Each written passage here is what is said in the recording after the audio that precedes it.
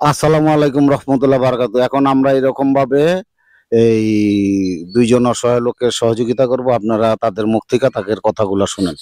বলেন। আসসালামু আলাইকুম রহমতুল্লাহ বারাকাতু। বাবা আমাকে বাড়িঘর নাই গা, থাকি মানুষের বাড়ি নদী দশ ভাঙ্গা দিছে, এখানে থাকি। মানে আমার শরীরের অবস্থা খুবই খারাপ, ডায়াবেটিস, প্রেশার, মাথা ঘুরায়, শরীর দুর্বল হয়ে গেছে, হাঁটতে পারি না। মানে আমি ডাক্তারের ওষুধ খাইতে আছি, 10 দিনে লাগে আমার 300 টাকার ওষুধ।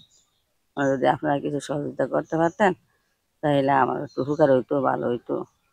দোয়া করবো আল্লাহর কাছে, আপনারা যদি আমার সাহায্য করেন। স্বামী নাই, ঘর পুত্রা 3 জন আছে, যে যে রুজি হ্যাঁ করে খায়, পারলে কেউ দেয়, না পারলে না দেয়। স্বামী গেছে 2 বছর ধরে মরে, আমার যদি কথা না 10 বছর গরু আছিল। তখন এই হালে থাই মানুষের বাড়ি, তার কিছুই নাই, আমার কিছুই নাই, গরহানো নাই, থাই পুত্রের গরু। মানে আপনি যদি মনে করেন একটু আমাকে সাহায্য করতে পারেন, এর লিগে আসছি আপনার কাছে, এই কর। হ্যাঁ, আপনি কোন? হ্যালো, আসসালামু আলাইকুম রহমতুল্লাহি বারাকাতু। আমরা স্যার নদী ভাঙ্গার মানুষ 6-7 ভাঙ্গা দিছে, ওখানে থাই মাইসের জায়গার, ওখানে আমাকে ভয়ে ফোলা হইলে চলতে একটু কষ্ট, এই জন্য আপনার কাছে একটু আইছি সাহায্য চাইতে। আপনার স্বামী আছে? হ্যাঁ আছে। ছেলে? ছেলেরা একজন, এই 2 জন পড়ালেখা করে। পড়ালেখা করে? যে স্বামী কি কাজ করে? এই নদীতে জাল বায়, এখন তো জাল বাওয়ার কোনো ইয়ে নেই, মাছই নেই নদীতে। নদীতে মাছ নেই, এখন জাল বাইতে যায় না? না যায় না, 2 মাস ধরে বসে বন।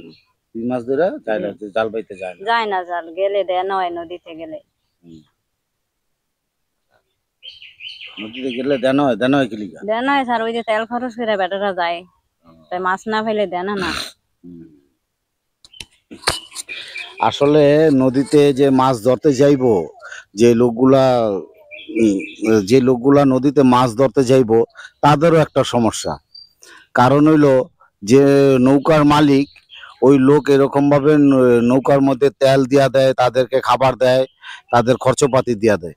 এখন যদি মাছ মাছ যদি ওইখানে নদীতে গিয়া ধরতে না পারে, বা মাছ যদি নদীতে না পায়, তো ওই খরচ যে হইব, ওই খরচের যে দেনা, ওই উল্টা আরো তারা ঋণ হয়। তো এই ঋণ হওয়ার কারণে কি হয়, ওই দেনা আবার তাদের পরিশোধ করতে হয়। এইরকম ভাবে নদীতে মাছ ধরতে যায়, তো নদীতে মাছ না পাওয়ার কারণে যে দেনা বা যে ঋণ, এইগুলা তারা দিতে পারে না। দিতে না পারার কারণে এখন আর নদীতে মাছও ধরতে যায় না। তা আসলে এখানে খুব সমস্যা বলতে, এই নিচু এলাকার মানুষগুলা জেলে সম্প্রদায়, তো তারা নদীতে বেশিরভাগ মাছ ধরে আর ক্ষেত খামারে কাজ করে। এই লোকগুলা দেখা যায় ক্ষেত খামারে কাজও ঠিক মতো করতে পারে না, আবার নদীতে মাছও পাওয়া যায় না, কারণ বর্ষার দিনে কাজ কাম কম। তো এই হিসাবে মনে করেন এই এলাকার লোক আসলে খুবই অসহায়, খুবই এরকম ভাবে অবস্থা খারাপ, অবস্থা খারাপ এবং তারা এরকম ভাবে যে ঋণগ্রস্ত হয়ে পড়ে। তারা এরকম ভাবে ঋণগ্রস্ত হয়ে পড়ার কারণে তারা এরকম ভাবে নদীতে মাছ ধরতেও যেতে পারে না। আবার তারা এরকম যে জেলের কাজ করব, ওইটাও তারা এই ঋণ হওয়ার কারণে করতে পারে না, কারণ নদীতে গেলে মাছ ধরতে পারে না, তারা এরকম ভাবে ঋণ হয়ে যায়। এই জন্য তারা মাছ না পাওয়ার কারণে নদীতে আর মাছ ধরতে যায় না। তো আসলে এই লোকগুলোর জন্য আপনারা দোয়া করবেন।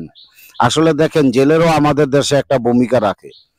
আমাদের দেশে কিভাবে জেলেরা ভূমিকা রাখে, তারা যে নদীতে মাছ ধরতে যায়, তারা যে নদীতে মাছ ধরতে যায়, তারা ওইখানে যদি এরকম ভাবে নদীতে মাছ না পায়, তাহলে এই দেখেন আমাদের দেশের যে মাছের একটা চাহিদা আছে, এই মাছের চাহিদা কিভাবে পূরণ হবে?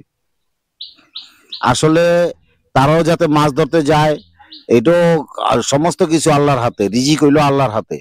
আসলে আল্লাহ রিজিক যতটুকু দিব তারা এতটুকু পাইবো।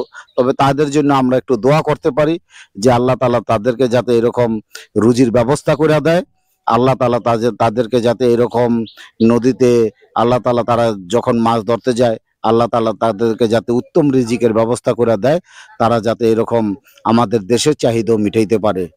এই জন্য আপনারা আমার জন্য দোয়া করবেন, আর ওনার জন্য দোয়া করবেন। যাতে এরকম আলহামদুলিল্লাহ। ভাবে ওনারাও যাতে যে এরকম আমার ভাবে চোখে দেখি না, চোখে দেখি কুয়াশা, তাহলিয়া ডাক্তার দেখাইতে পারি না। একবার চশমা এনে আমার দিছি, আর 1 মাসের ওষুধ আনছিলাম, খাইছি, একটা ডরব দিছিল। এখন এই চোখেই দেখতে পারি না, মানে চশমা দিয়ে একটু কোনো রকম চলাফেরা করি। শরীর দুর্বল হয়ে গেছে গা, অসুখে অসুখে খাওয়া দাওয়া করতে পারি না। আপনি ইনশাল্লাহ সবার জন্য ইনশাল্লাহ দোয়া করবেন আপনারা, হ্যাঁ? আমরা এরকম ভাবে আমরা ইনশাল্লাহ আলহামদুলিল্লাহ ওনাদেরকে সহযোগিতা করতেছি, আপনারা আমাদের সাথে থাকেন ও দেখেন।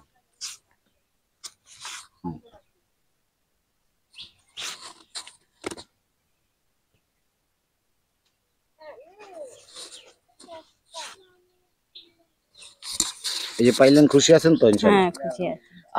বসেন, আপনারা ইনশাল্লাহ খুশি আছেন তো? ইনশাল্লাহ আপনারা খুশি আছেন? হ্যাঁ, আলহামদুলিল্লাহ আমরা খুশি আছি।